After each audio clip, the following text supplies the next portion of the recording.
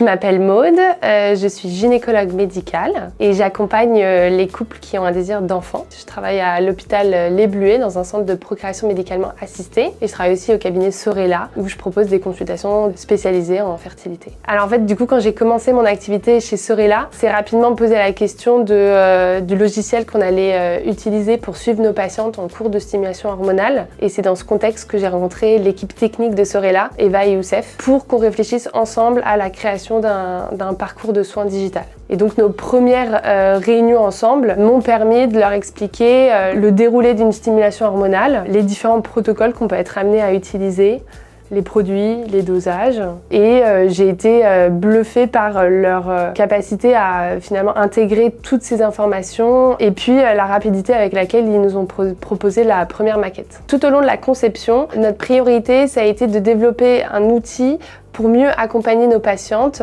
et pour que les patientes se sentent plus sereines au cours de leur stimulation hormonale. Finalement, ce qu'il faut comprendre, c'est que les traitements sont pas évidents. On demande aux patientes de s'injecter des produits de façon quotidienne, qu'elles doivent s'injecter à des heures précises, et on leur demande aussi d'effectuer des contrôles par prise de sang et échographie à plusieurs moments de leur stimulation hormonale. Et donc finalement, l'avantage de cet outil, c'est de centraliser toutes ces données au même endroit et de les mettre à disposition de la patiente pour qu'elle puisse les consulter à tout moment.